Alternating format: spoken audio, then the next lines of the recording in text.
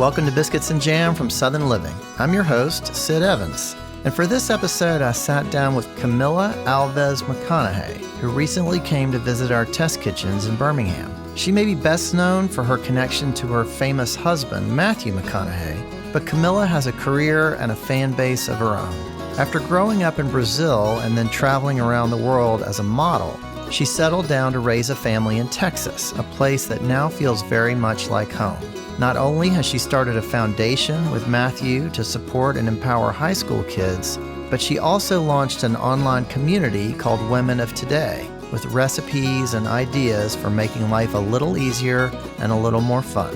We'll discuss all that, plus her favorite Brazilian foods, and how she finally won over her mother-in-law on this week's Biscuits and Jam.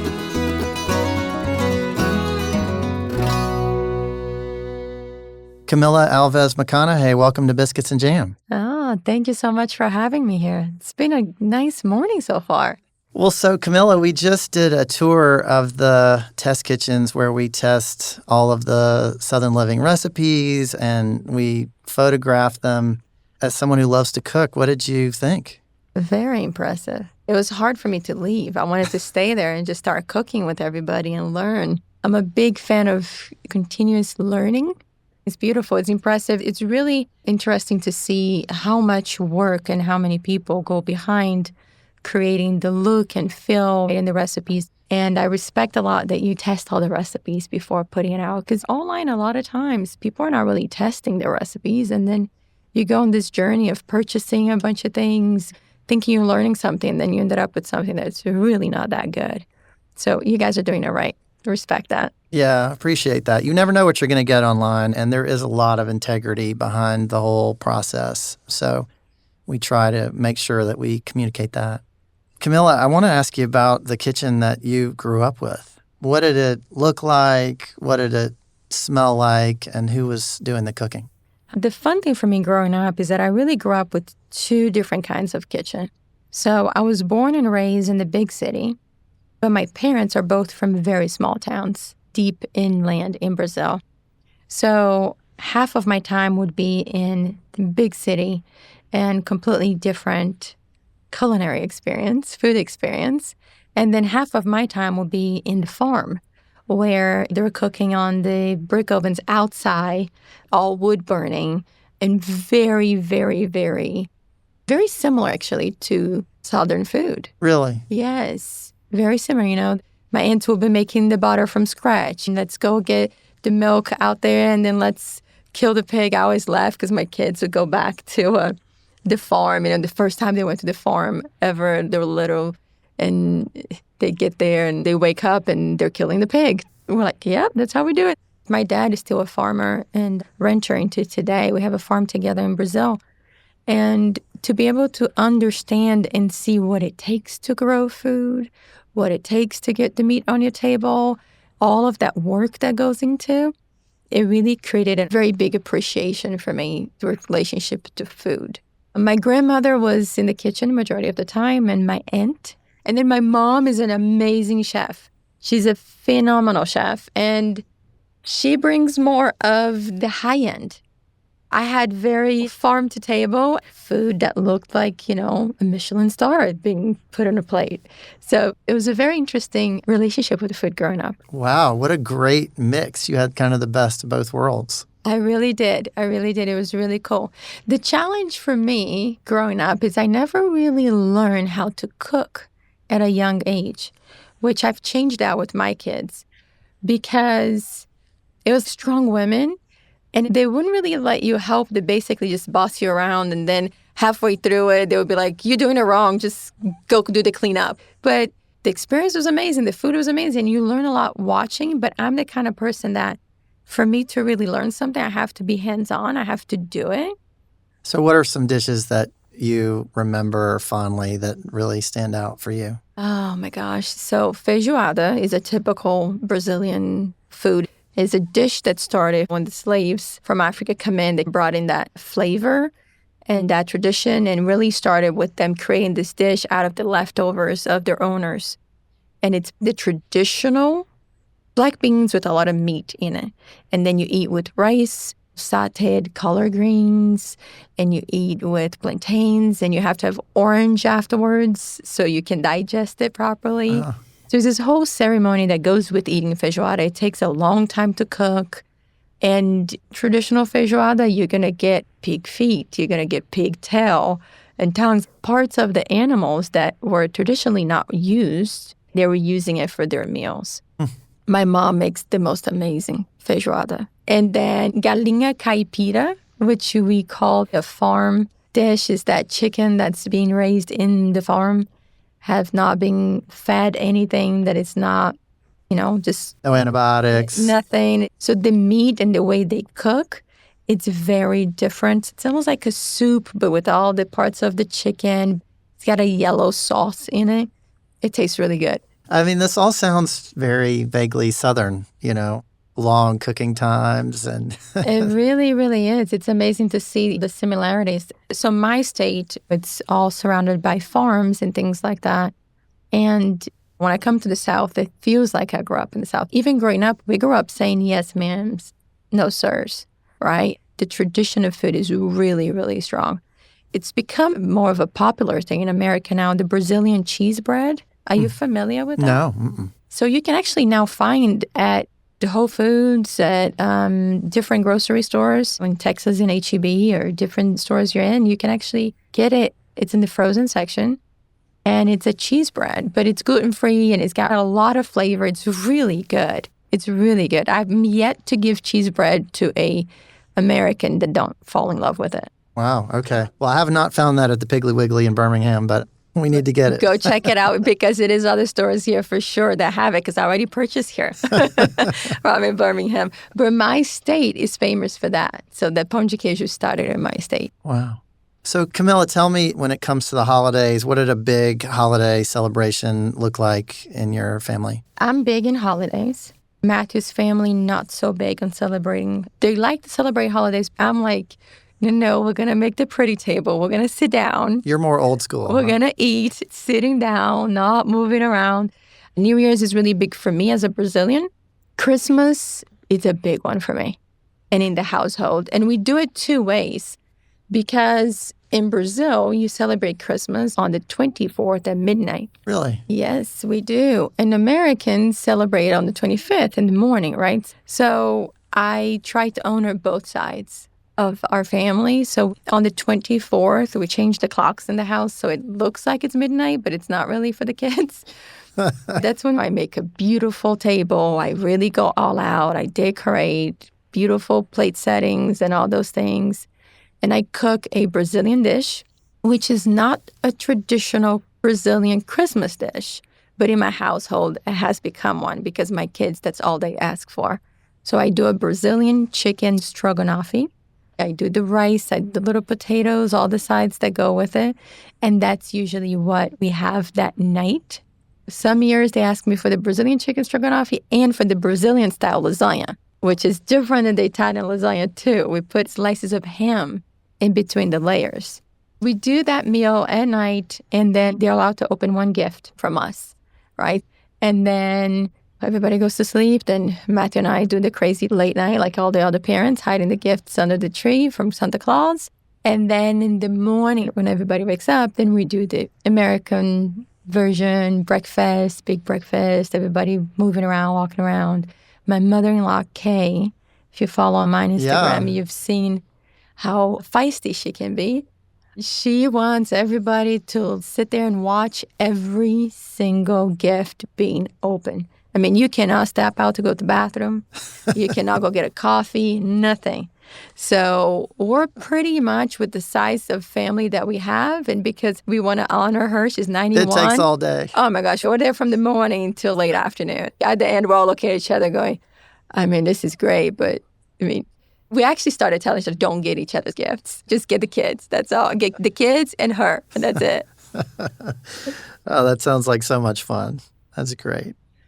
Well, Camila, you moved here when you were 15, and you've now spent as much time in Texas as you did in Brazil, if I'm not mistaken. You're pretty much right, yes. Tell me, what were your first impressions of Texas, moving there and really becoming familiar with the culture? When I first came to Texas, we were living in Malibu, California, which it's beautiful, beautiful place. And we really had a good group of friends there. And I was coming from a situation where I kind of lived all over the world. When I was doing the modeling, I mean, I lived in Greece, I lived in Italy, I lived in Paris, I lived in Milan, I lived in South Africa, Israel. I was all over the place. And I was missing a lot of sense of community. I lived in New York, then I lived in LA. I wasn't really finding that sense of community. And when I moved to Texas, the first thing that I've noticed on how the sense of community was so present and how their sense of we got you and we're going to take care of each other was really present. People really stood by what they said they were going to do. So if they said they were going to show up, they're going to show up. They didn't overpromise and underdeliver. The values there, you know, family, religion, sports, food, culture was really, really present. So we moved to Texas. It wasn't really planned. And I got there and I immediately felt at home. It took me right back to my roots in a way. What year would this have been? Oh, I think it's been 14 years ago, 15 years ago, something like that. Wow. I immediately fell in love with it. I really did. And it was interesting, too, with the women in Texas because right when I moved in, I kind of had my walls up a little bit. I had my systems in LA, Malibu, and my friends and all of that. Now, I remember this one friend of mine now, it tells the story. I'll go to football games and I'll just sit and just be like looking straight at a game. And they'll come and talk to me and I'm just like, I'm watching the game kind of thing, right? And they all say, you weren't getting it first, that we weren't going to give up on making you feel welcome and making you feel at home until you actually allowed yourself to do so, because that's what we do here in the South. And I was like, yep, silly me. You're 100% right. And we laugh about it. I have friends for life that have truly changed my perspective on the culture. I joke with Matthew that we move a lot with our work, right? Sometimes we're away from home for a whole year, sometimes for 2 years, and just get little breaks. And we just go back to home and kind of do our thing for a little bit. And we got to get on the road again. And I told him, I was like, you made me a Texan. I'm like, that's it. That's never going away, you know? Texan for life. And it's funny because even now we're here in Alabama shooting and we have a little break in between and we could go anywhere we want to. And I'm like, I just want to go home to Texas for a bit. Yeah. I just gotta get my Texas fix for a bit.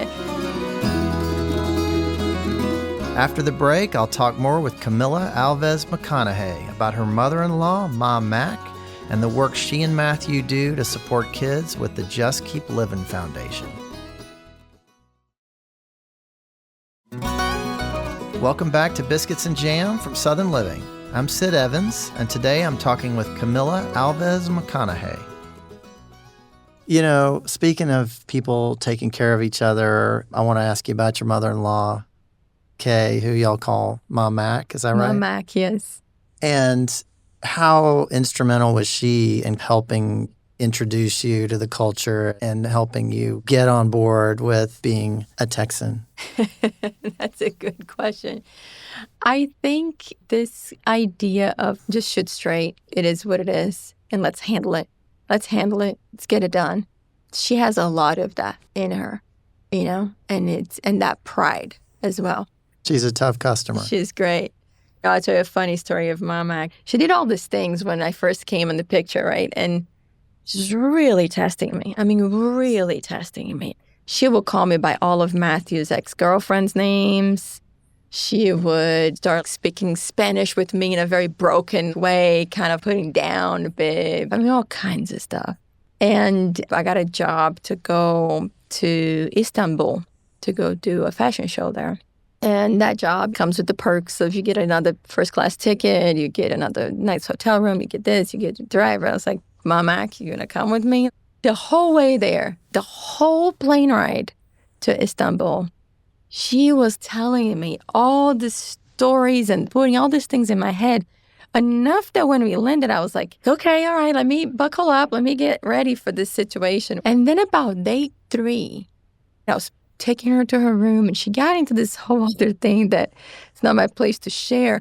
And she starts crying. And I'm like, oh my gosh, Mom Mag, feeling so sorry. And as I put her to bed, I look at her and I'm like, oh my gosh, she's full of So I just flip it on her and brought my spicy Brazilian Latin side, and I let her have it. So I went back at her, and we had it back and forth, back and forth. And then at the end, she just looked at me. She was like, okay, now you're in. You passed the test. All she wanted was for me to fight back. And then from that day on, that night on, we have the most amazing relationship. And I have so much respect for her. She has so much respect for me. I mean, it can get tricky sometimes, but we always end with a good laugh and a joke. What are some things that she and Matthew have in common? Oh my gosh, they're very similar in a lot of ways. She's very organized. A lot of people have this. Well, I don't think people actually has this image of Matthew anymore because just the kind of work and things he's been doing. But when we first started dating, it was this image of Matthew of getting high, lay back, no shirt, whatever, which I'm like, the guy doesn't even smoke. What is this vision coming from? He's actually the opposite. And he's like his mom. She's very organized, very minimalistic, very on time, very prepared. And he gets a lot of those traits from her. Super punctual. She's there. Oh, yeah. Camila, I want to talk about your site and your community that you've built called Women of Today. This is something that seems to have gotten a lot of momentum and that you seem very invested in. And I'm wondering, what is some of the feedback that you get that motivates you to do it and that drives Women of Today and what you're producing? It is special and it is different what we're building. And I could sit here and give you 1,000 examples. But in a nutshell, I think really it's how people are getting inspired. And they're not just getting inspired, but actually creating the action with the things we're sharing and the things we're giving to them to do better for themselves, to do better for their families, to do better for their communities around them. And how, it's the younger generation that's there. They're giving us the feedback that, hey, I'm kind of getting a glimpse of things that I should start practicing in my life now so I have a better life later on.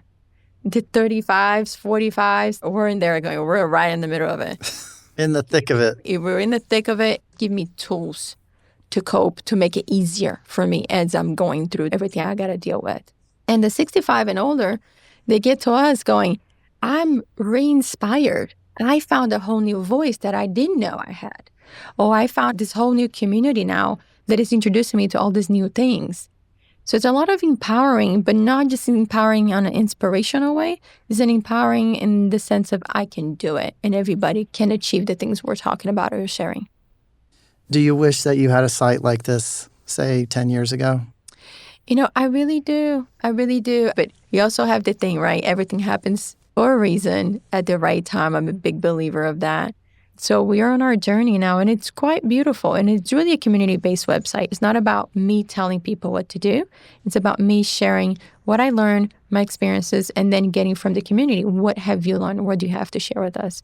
So a lot of the recipes are mine. Some of the recipes is from our test kitchen. Some recipes is from the community going, I created this. I made this. This worked for me. My Thanksgiving last year was a bunch of the dishes that the community shared with us that they do it for their Thanksgiving. And it was amazing. We do a lot of food because that is what the community is asking the most. But it's all based on doing better for you. I don't like to say healthy. I don't like to say restricted. It's not that. It's just really better for you. And we give you different ways of going about it. So if you eat meat, great. So do it this way and do it that way. If you don't, great too. You substitute for this or that. And we try to make everything affordable. And if you have never cooked before, you should be able to do any of the recipes. And then we do a lot of beauty and wellness and business things, and we do gatherings and events. So it's been a really beautiful journey. I'm excited about it. Can you tell when I start talking? I can. I start going like sitting up. There is a lot of healthier recipes on there, but you live in the South. You've lived in Texas for the last dozen years. What are some of your guilty pleasures when it comes to Southern food? Oh, you gotta have your guilty pleasure. It's like you do good majority of the time and then you eat whatever you want the other time. It's like, come on, right? You just gotta enjoy it, you know? Brisket, come on. I mean, it's very different than Brazilian barbecue. Very different. But I love brisket. I love it. Tex-Mex food, that's my guilty pleasure right there. I could eat it every day. I mean, that's my guilty pleasure right there. So, Camila, you and Matthew have a foundation called Just Keep Livin, which is all about empowering high school students. Tell me a little bit about that and the mission behind it. Absolutely. When Just Keep Livin came to fruition, it was really about preventing before having to cure. And working with kids in high school, it's an area that not a lot of people want to work with. A lot of people going to the little kids or adults. I've got 2 of them, so I know that it can be a challenge. Exactly. But Matthew always likes to say, hey, at high school, if you get in trouble, you're going to the principal's office. But when you get out of high school, if you get in trouble, you're going to jail, right? So it's just that really great time of their lives that you can really, really impact them. If they're going the right way, you impact them to continue and do it even better. Or if they're not doing so good, it's really the right time to prevent and change the direction that they were going to not getting to a bad path. We have programs all over the country, and we've been doing it for over 15 years now.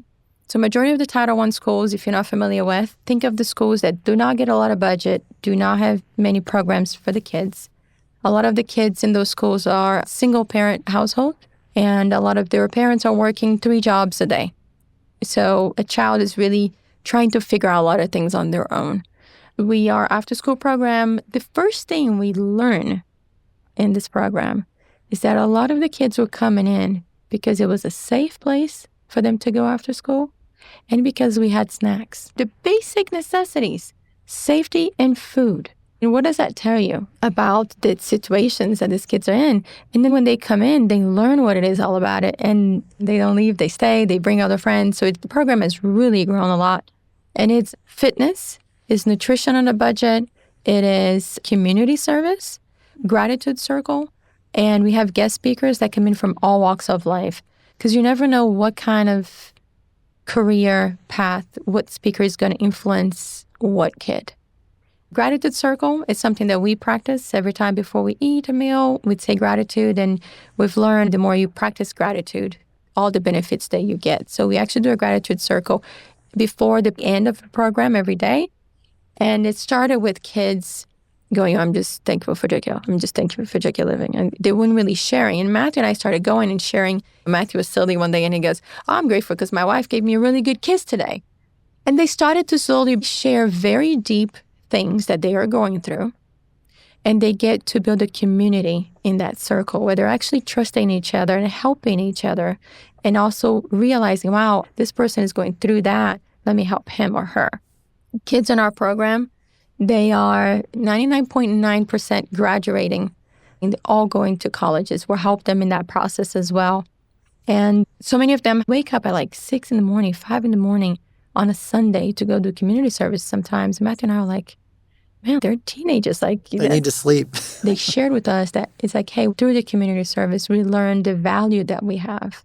That even when you don't have a lot, you can be impactful and you can help others and you can make communities better and you can make the world around you better. Well, it sounds like a wonderful organization, and it's catching kids at such a pivotal moment in their life when you can actually make a difference if you're lucky. So I applaud what y'all are doing. Yeah, it's a beautiful thing. But if anybody's interested in learning more, the Just Keep Livin Foundation website's got some things in there. It's very inspiring and it's beautiful. And they're doing it. They're graduating. We have kids going to Harvard. We have kids working in the White House. We have kids becoming professional chefs. And majority of the times, they're the first one in their families to be doing that. That's amazing. It's pretty cool. Camila, I just have one more question for you. Ooh, what is it going to be? What does it mean to you to be a Texan? Oh my gosh. What does it mean to be a Texan? I think it's a sense of place and community that you're a true Texan. And look, every state, every place has the crazies and the good and the bad, right? But what I have experienced in Texas, if you're a true Texas that stands for the right things, it's like you always stand for the right things. even if the right thing is not your opinion. That's what I've learned with the folks that are true Texans, in my experience. Even if it's not their opinion, if they go, I don't really agree with that, but that is the right thing to do. I think that's what it means to me. I've never been to a community where people show up to help each other, more in terms of disasters and really scary situations and things. People just show up, even if it's not their mission, but it's because it's the right thing to do. Well, Camila Alves McConaughey, thanks for being on Biscuits and Jam. Thank you for having me. This was a pleasure. Thank you. Thanks for listening to my conversation with Camila Alves McConaughey. Southern Living is based in Birmingham, Alabama. Be sure to follow Biscuits and Jam on Apple Podcasts, Spotify, or wherever you listen. And we'd love your feedback. If you could rate this podcast and leave us a review, we'd really appreciate it. You can also find us online at southernliving.com/biscuitsandjam. Our theme song is by Sean Watkins of Nickel Creek. I hope you'll join us next week for my conversation with the amazing singer-songwriter and member of the Zac Brown Band, Caroline Jones. We'll see you then.